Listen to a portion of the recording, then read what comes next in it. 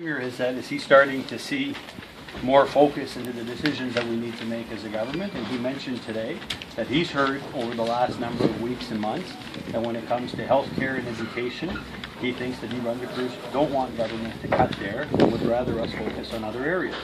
But what we're discussing here tonight is the totality of all the options that are in the report, and we want to hear what people have to say. There are some options in that report on the revenue side, there are some on the expenditure side, and we want to get New Brunswickers' feedback on those options. Now, we don't only want to hear what they don't like about the report, because nothing in the report is fun. Nothing in the report is stuff that we would, that in normal circumstances we would like doing. But we're 8 years now in deficit situation, and that can't continue. We have to address the deficit. But we're hearing differences in deficit. We're hearing something different from the opposition. That your contingency plan funds are included in the deficit and they haven't even been spent. So what is the true deficit? We've said all along that the contingency reserve is not a spend. It's not. It's something. So it shouldn't be included in the deficit. Well, it's included in the overall number because it's something that we have. Because we don't control a lot of the revenue that we get. For example, tax revenue is collected by the federal government and then transferred to us. Okay, but in some years, it's all based on estimates and it's based on different formulas and modeling. Sometimes it goes up, sometimes it goes down, and we have that contingency allowance in our budget to compensate for things that we can't control because we can't control that. But I'm also hearing that the transfer payments that you get doesn't even go to the service. Half goes to service, and I'm talking about health care. Half goes to the service, half goes into the coffers for other things. Well, so how do we know what the actual funds are being spent on? We receive over $700 million from the federal government in health transfer, and the Department of Health's budget is $2.6 billion. So the province puts more in health care than what it gets from the federal government. But when you talk about services and you want to know the choices of the public, I think you need to listen to the public and you need to listen to what's being said. Yes, we don't want to see public services reduced. We hear you. We know that we have to make changes in this province. And I think you know what needs to happen.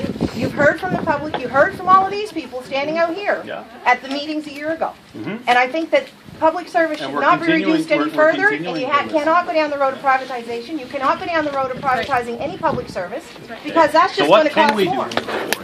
Which options? Listen in this room tonight, and I believe that you will hear it. I believe that you need to look at corporate tax. Corporate tax is one thing. But that's the feedback we need to get, okay? We can't just have people saying what we can't do. Yeah, but people need to say what we can do and what they're prepared to live with. The last time around, people from my organization and from all these organizations came out and we gave you. And we did just that. We gave you things. And what none is of it was different in your this time? document. Yes, some of that is in the None document. of it was in None because of it's in the back in January and February, you talked about raising the HST.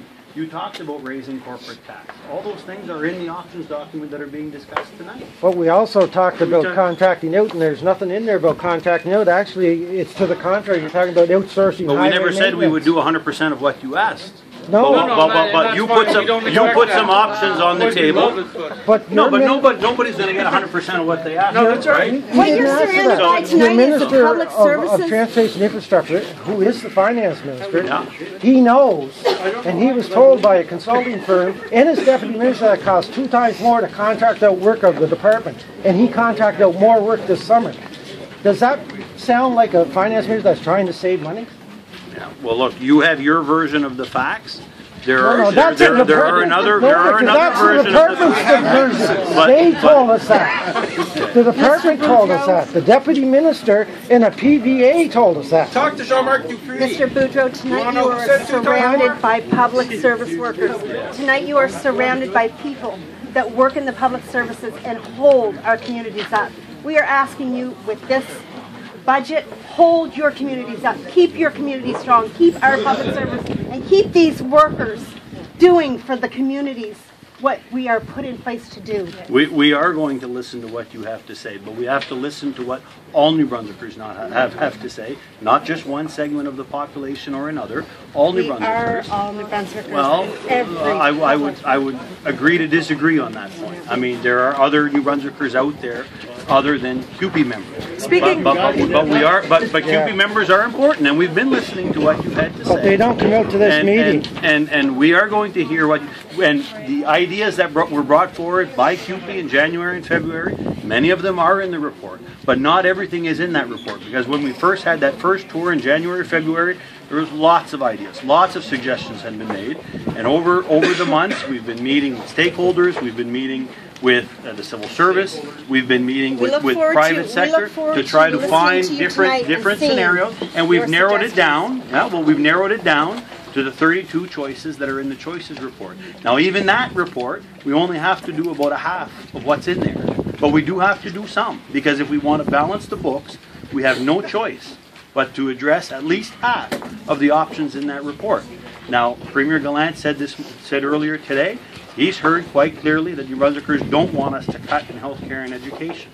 Okay, so if we park that aside for 1 minute, then what other options in that report are you prepared to live with? And that's what we're asking people to comment on. What everyone's saying is put corporate tax on the report. Yeah, but corporate tax alone is not going to solve the problem. And in terms, because we have a $600 million deficit, and we can't get $600 million just from the corporate sector. Well, you can work with the federal government. That we're going to have you can work with the federal government and close the offshore tax. It is a start, but it's not the solution. But Victor, you said, Mr. Boudreau, you said everything's on the table, but it's not. Everything's not on the table. No, we started with everything being on the table, but now you got to narrow it down because we have to make decisions. P3s and contract out was never on the table. Never. And you said everything's on the table. Our stuff, all our jobs are on the table.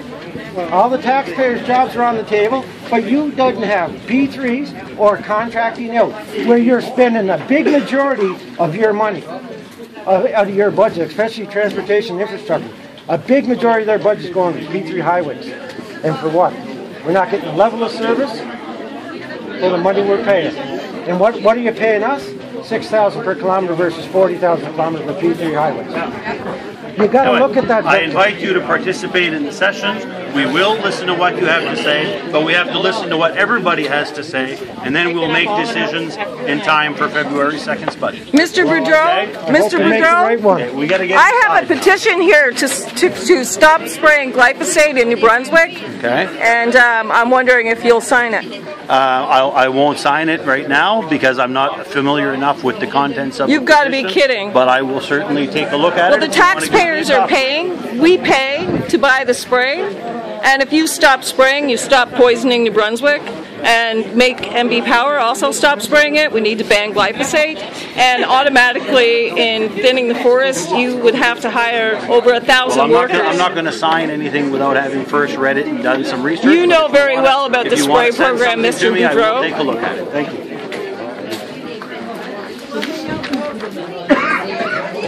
you.